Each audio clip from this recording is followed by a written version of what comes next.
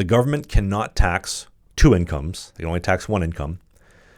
The universities cannot produce cash flows by deploying useless degree programs to facilitate $50,000 of student debt. Think about this. You go $50,000 into student debt at University of Manitoba, Wilfrid Laurier University, UBC. I know different universities charge different amounts, but let's just use $50,000 as a nice little benchmark. So now you have that debt that you have to pay off. You're going to now be a slave to the system because you have to now get a job after that probably doesn't pay what the wages should be to then pay off that debt. And then on top of that, they're having more and more and more degrees every single year, further devaluing the currency of that degree. The reason why degrees were so valuable once upon a time was because nobody had them. If you got a degree, we need somebody with a degree that knows their shit. Everybody has a business degree now. Hell, I did 2 years of a 4-year program for a business degree, right? Everybody has a liberal arts degree. Everybody has a gender family studies degree or some bullshit marketing degree. It doesn't have value anymore.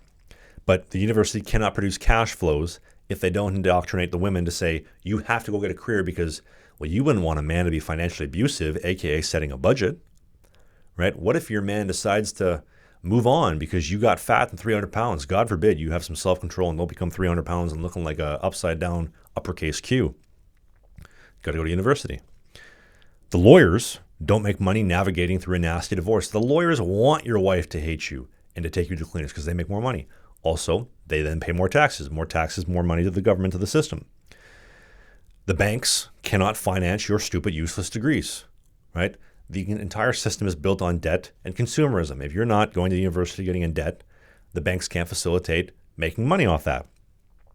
No social workers having employment for broken homes. That sucks for them. The media can't paint an us versus them narrative as it is the man and the woman versus the media as opposed to the man versus the woman through the media. The government cannot manipulate the woman for welfare state votes, aka the Liberal Party of Canada or the Democrats in the United States. The commerce sector cannot profit from increased dual consumer spending. And when you consider that women make up, I believe it's like 80% of the consumer market. Women spend 80% of all dollars in North America. It's a huge chunk being taken away. And then every liberal government requires single, victim-minded, unmarried, childless, feminist women to vote for them to remain in power.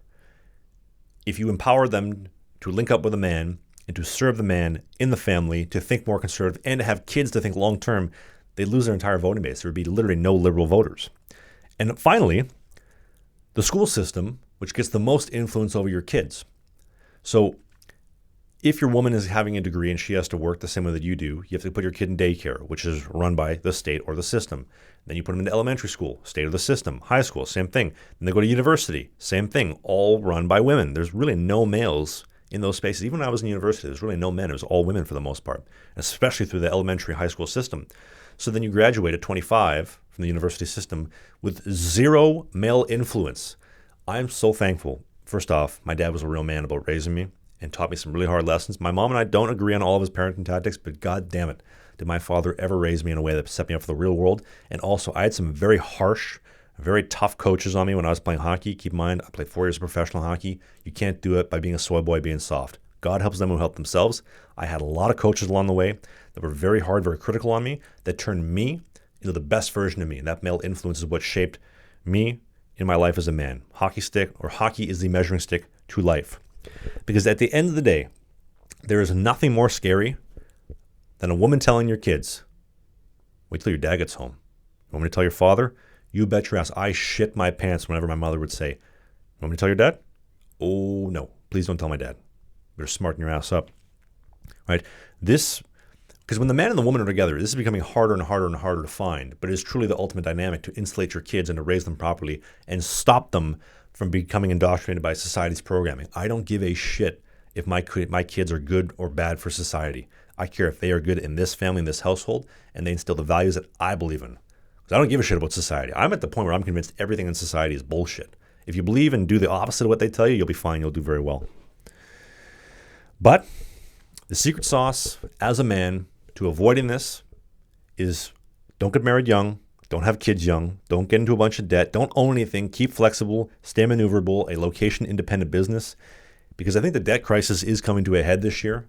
And having this flexibility is going to be very key. And if you are locked into a home, a house, a soul-crushing job, cars, etc., with child support coming along the way, oh, you are never going to leave. You have no optionality to leave Canada and the direction that it's going. But please let me know in the comment section. Do you agree? Do you disagree? What has your experience been? Can you relate to everything that I'm explaining and the system being rigged against men, and that it is a female first world we live in? Thank you very much for watching.